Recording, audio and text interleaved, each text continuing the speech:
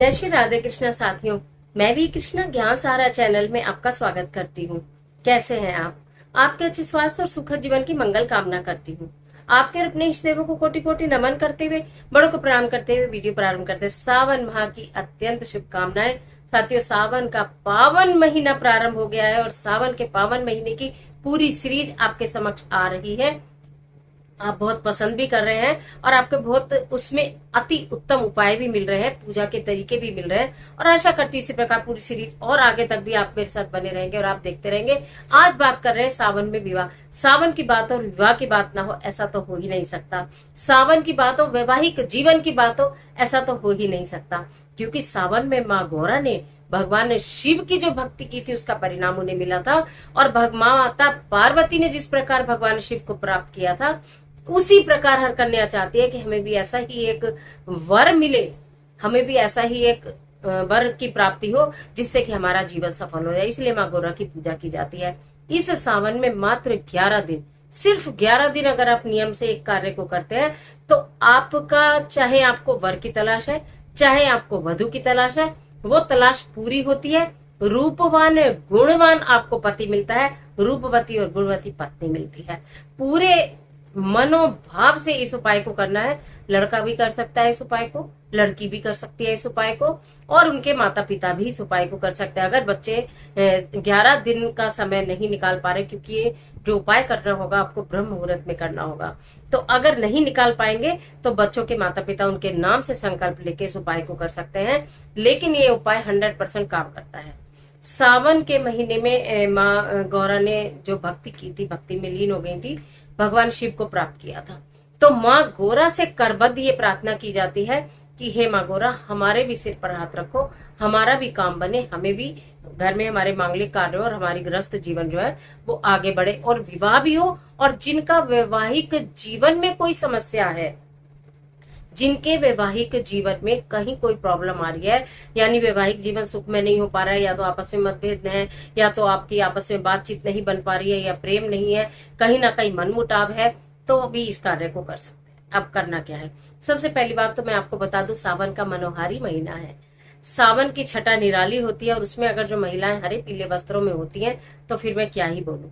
तो आपको, एक तो जिनका स्पेशली उन्हें, वैसे तो आप सब तरह के वस्त्र पहनेंगी, लेकिन जरूरी तो नहीं है ना 2 महीने लगातार आप हरे पीले और लाल वस्त्र ही पहने, और भी रंग पहनेंगे काला छोड़कर।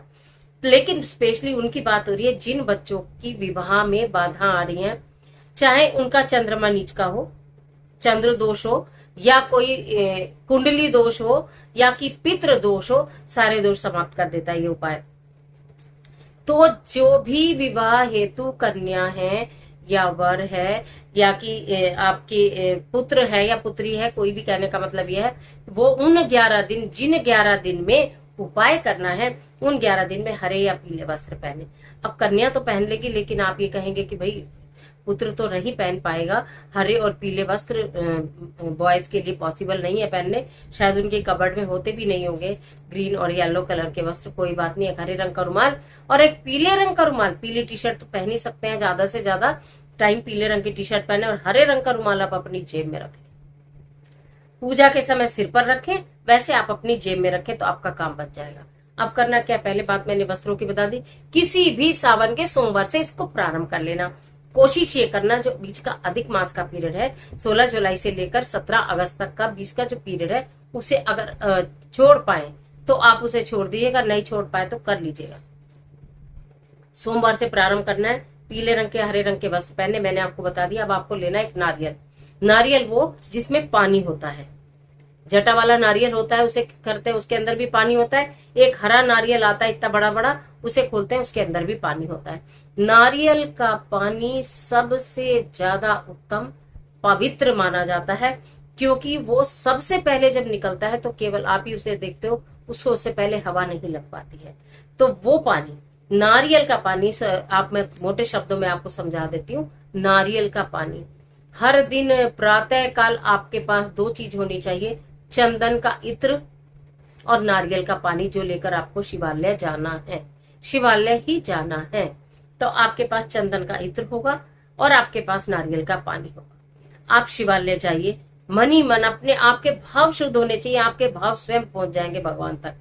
आपने जो है चंदन का इत्र लगाना है, उसके पश्चात नारियल का जो पानी है उससे भगवान का अभिषेक करना है। ओम गौरी शंकराय नमः, ओम गौरी शंकराय नमः, ओम गौरी शंकराय नमः मंत्र के जाप के साथ जितना भी आप पानी आपकी स्वेच्छा से ले जाइए। नारियल में आपके जितना भी पानी निकला हो, 1 गिलास हो, 1 कटोरी हो, जितना भी हो वो आप लेके जाइए। चंदन का जो आपने इत्र लिया है वो माता गौरा को, भगवान शिव को, सब परिवार को आप लगाइए वहां पर। और जो नारियल पानी है उससे अभिषेक करके ओम गौरी शंकराय नमः मंत्र का आप जाप करना है। जितनी देर जल की धार शिवलिंग पर चढ़ेगी उतनी देर आपको ओम गौरी शंकराय नमः, ओम गौरी शंकराय नमः, ओम गौरी शंकराय नमः संयुक्त रूप से गौरी और शंकर का नाम लेकर जब आप नारियल पानी की धार से अभिषेक करते हैं, आपके कार्य उसी वक्त बनने प्रारंभ हो जाते हैं। यानी कि मांगलिक कार्यों में जो बाधा आ रही होती है वो दूर हो जाती है। आपके विवाह की जो कुंडली है उसमें जहां विवाह का जो क्षेत्र है वहां पर जो भी बाधा आ रही हो वो दूर होनी प्रारंभ हो जाती है। 11 दिन का मात्र संकल्प लेके आप इस उपाय को कर ले। बड़े करें या कि बच्चे करें स्वयं तो बहुत अच्छा रहेगा। बच्चे स्वयं नहीं करें तो माता पिता पहले दिन ही संकल्प लेंगे उनके नाम से। आपको मालूम है संकल्प कैसे लेते हैं? हाथ में गंगा जल लेंगे, अक्षत लेंगे, एक पुष्प लेंगे और फिर आप अपने बच्चे का नाम लेंगे। बच्चे का नाम, उसकी आयु, अपना नाम कि आप मैं उसकी माता हूँ, उसके पिता का नाम, जहाँ वो रहता है उस क्षेत्र का नाम, उसकी कितनी आयु है, ये इस तरह से संकल्प लेके कि इसके नाम से मेरा पुत्र है या मेरी पुत्री है, मैं इसके विवाह के लिए भगवान शिव पर 11 दिन अभिषेक कर 11 दिन अभिषेक का संकल्प लेती हूँ अपने पुत्र के निमित्त या अपनी पुत्री के निमित्त। और वो जहाँ बैठ के संकल्प लेंगे शिवालय में, वहीं वो अक्षत और वो वहां पर ही छोड़ दिए जाते हैं। और फिर पुनः आप अपनी पूजा प्रारंभ करेंगे, चंदन का इत्र लगाएंगे और उसके बाद आप उन्हें नारियल पानी का अभिषेक करेंगे।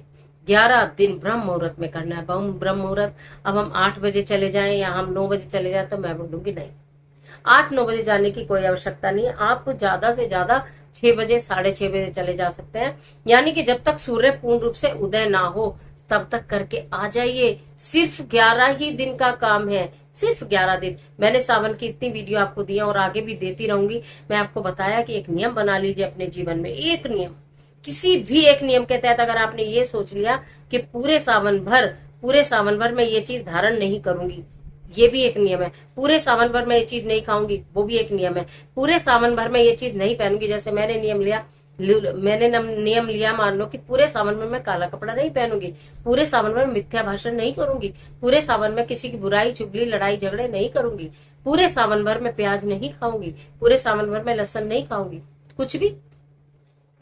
कुछ भी एक नियम ले लो। तो आप क्या ये नियम नहीं ले सकते? जब आप बहुत दिन से परेशान है, विवाह के मार्ग में इतनी बाधाएं, मनवांछित वर नहीं मिल रहा, मनवांछित वधू नहीं मिल रही, रिश्ते आते हैं, बात नहीं बनती, रिश्ते आते ही नहीं है, और कहीं ना कहीं रिश्ते आते हैं तो उनका फिर पॉजिटिव आंसर नहीं आता, और कभी कभी पॉजिटिव आंसर आने के बाद भी ना हो जाती है। अगर इस तरह की अनेक व्याधाओं से आप गुजर रहे हैं, अनेक विषम परिस्थितियों से आप गुजर रहे हैं, तो सावन के इस महीने में किसी भी सोमवार से प्रारंभ कर 11 दिन, जब आपको लगे हम पीरियड से निमट गए सब, क्योंकि 2 महीने हैं तो इसलिए सूतक और पातक भी काम नहीं करेंगे, वो भी उनका टाइम भी निकल ही जाएगा। उसके बाद आप प्रारंभ कर लीजिएगा। 11 दिन का संकल्प लेना, सोमवार से प्रारंभ कर लेना, किसी भी सोमवार से प्रारंभ करके 11 दिन का संकल्प लेकर इस उपाय को करेंगे तो निश्चित आपको रूपवान, गुणवान और शक्तिवान और बुद्धिमान पति की प्राप्ति होगी, और ऐसे ही आपको पत्नी की भी प्राप्ति होगी। कर देखिए। आज के लिए इतना ही, इजाजत दीजिए। आशा करती हूँ वीडियो आपके लिए बहुत उपयोगी साबित होगी। मिलती हूँ एक और जबरदस्त वीडियो के साथ। तब तक हंसते रहिए, मुस्कुराते रहिए, अपना और अपने अपनों का ख्याल कीजिए। वीडियो अच्छी लगे तो लाइक कीजिए। इस तरह के तमाम वीडियोस को देखने के लिए चैनल को सब्सक्राइब जरूर करिए और बेल आइकन का बटन भी प्रेस करिए, जिससे आने वाली तमाम वीडियोस का नोटिफिकेशन आपको मिले सबसे पहले। और कमेंट बॉक्स में हर हर महादेव लिखना बिल्कुल मत भूलिए। ईश्वर आपकी मदद